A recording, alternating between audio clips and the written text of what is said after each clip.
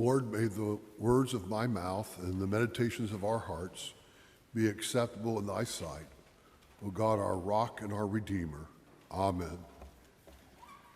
In this season of the year, the church around the world following the suggested readings is reading through Matthew's gospel this year, and in this section through a sermon that Jesus preached called the Sermon on the Mount. And the lectionary scholars who bring forward the suggested readings are giving it to us in small portions.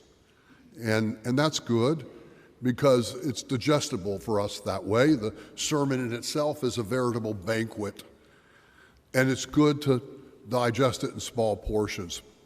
But there's a case, isn't there, for reading it all at once, for hearing it in its entirety, the way it's woven together.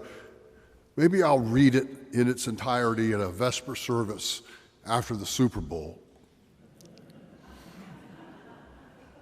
But today, we have this bit, this tasty bite. I'm going to focus on one in that bite, one appetizer, just a taste, is where Jesus says, "You are the salt of the earth." It's a couplet, "You are the light of the world, you are the salt of the earth." But really, "you are the salt of the earth" is probably enough substance for numerous sermons. Now, it's important that we note the difference between salt as it's used in first century Israel and as it's used now. Now, there are many different kinds of salt. In my lifetime, the availability of salt and the choices of salt has grown beyond anything I ever could have imagined. It used to be just Morton's in a round box, right? But now you can have coarse salt, sea salt, you can have salt scented in sage, you can have caramelized salt, you can have Abyssinian salt. What is Abyssinian salt? There's a wide variety of salts, and there's something appropriate in that, I think, because if you are the salt of the earth, if the Church of Jesus around the world is the salt of the earth, there's lots of different textures and variations in the church around the world, even as there are with you in this congregation. So it makes sense to me that there could be variation even amongst those who are the crystals of the salt of the earth. There's many different salts now, and salt today, as we understand it, can sometimes be bad. Everybody who's got a doctor has heard that exhortation, right? Don't be using too much salt. But salt also is necessary. I have one person in the congregation this week who was in the hospital for about 3 days because, quite unexpectedly, their sodium dropped too low. And that can be very disorienting when that happens. Salt is necessary. In first century Israel, salt was valuable. It was used to season, but it was used even more importantly to purify. And without refrigeration, purification was something that food needed at times. It was needed not only to purify, but to preserve, to prevent corruption. It was a change agent, and a change agent for the good. "You are the salt of the earth," Jesus said. Salt was valuable. Roman soldiers were sometimes paid in packets of salt because it was a tradable commodity. That's where the word salary comes from the way it was used to pay them in salt at that time. Now note that in this sermon, Jesus doesn't say, "You should become the salt of the earth." He says, "You are the salt of the earth." That euphemism, "you're the salt of the earth," that is something that generally I find folks use today to mean that someone is humble or approachable or without pretensions. Even though he was the esteemed professor of English literature, if you ran into him in a pub, he was just the salt of the earth. You could talk to him right away. But remember, that euphemism comes later. It's not the context for what Jesus says, but rather what Jesus says is the context for the colloquialism.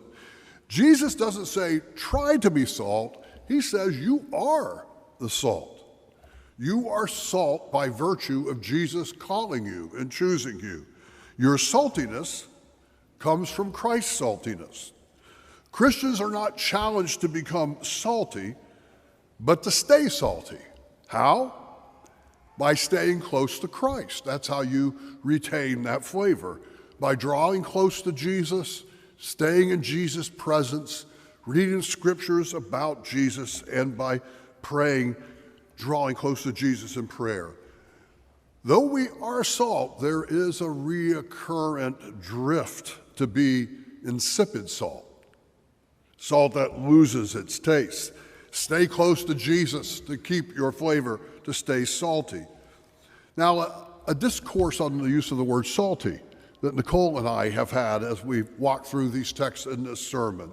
She reminds me that in today's vernacular, calling someone salty is not necessarily an affirmation, right?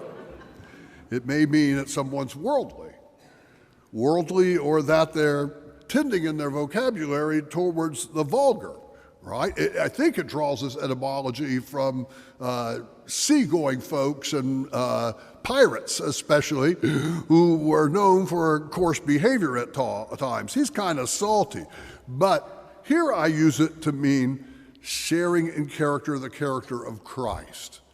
Be like salty like Christ has made you salty. And that you are seasoned in the world. Now here's another point. We are to go into the world. We are the salt, not of the salt shaker. We are the salt of the earth. Salt does not stay effective if it just stays its entire existence in the shaker. Matthew's gospel in particular, of the four gospels, has an emphasis in being sent out, being sent into the world. It's a number of places, but particularly at the end of Matthew in what's popularly called the Great Commission, where Jesus says, "Go therefore and make disciples of all nations, even to the ends of the earth." We're sent out. Christians do not exist for themselves. Salt's main mission is to penetrate food in the world.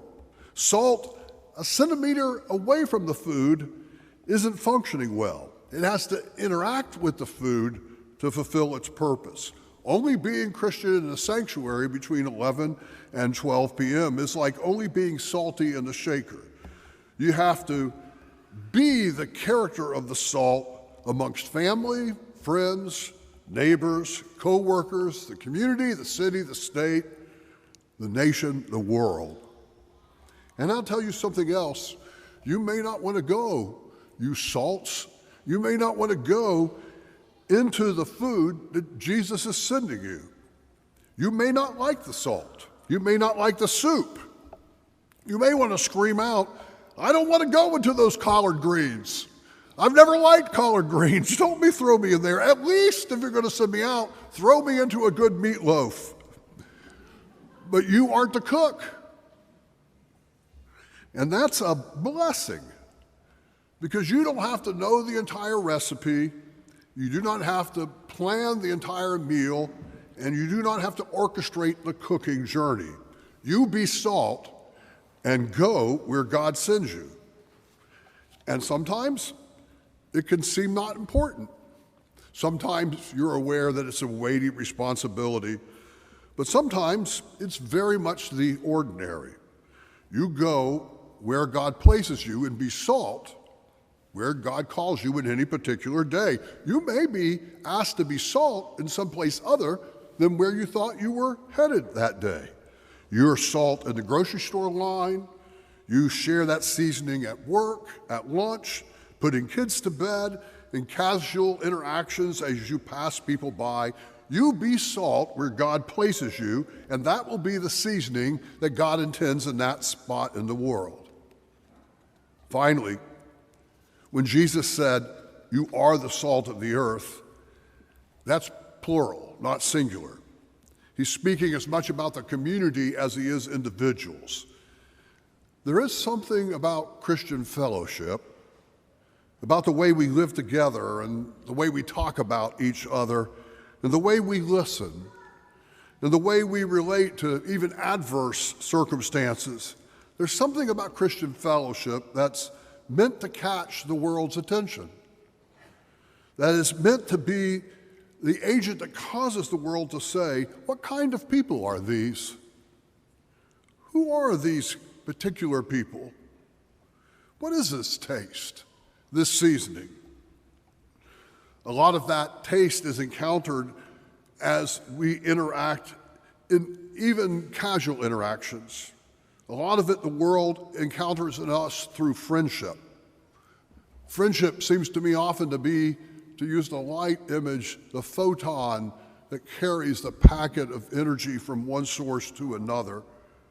Your friendships, even your casual friendships, may be a frequent flyer in terms of where salt is needed. And please know, while some of the ways in which we're called to interact with the world are vast, some of the ways we're called to act in the world are quite particular and specific, and they're exactly the seasoning that's needed. So we're sharing these bags in the breezeway today as we invite folks to partner in a ministry that we partner with in 68 Hours of Hunger. And what we are inviting people to do is to take a bag and fill it with the groceries that are on the list on the other side. The bags are then gathered together. You can bring them here and we'll distribute them to the collection center at the Hyde Park Presbyterian Church. And there, social workers and schools around us have identified families with children near us who, across the weekend, 68 hours, go through a food shortage. They don't have enough to eat. Now, this is a ministry across the United States, but here in this area, I'm not even talking all of Hillsborough County, just the immediate area around Palmacia Presbyterian Church, social workers have identified 80 families where children have this food shortage every weekend. And 4 of those, they tell me, are living in cars. People who are sending their kids to school, but they're sleeping in their cars at night. So this bag of groceries is a huge seasoning for them as they try to get through Friday to Monday when they don't have access to the school lunches or breakfasts that are providing nutrition for them. How tangible is that? You know, from our packing to the stomachs of those children, what a powerful manifestation of salt that is immediately available for us. They tell me that in Hillsborough County, there's something like 800 families that are touched by this ministry. We can focus on the one particular bag that will feed one for one weekend. Jesus has called us to be the salt of the world. Let us therefore undertake the tasks that are before us, that we may be his instruments, his seasoning, to a world deeply in need of his recipe, of his cooking, his culinary art. We gather now around this table. How appropriate. It's a meal. It's a meal that Jesus instituted. And he knew something about feeding people, about feeding the world. Amen.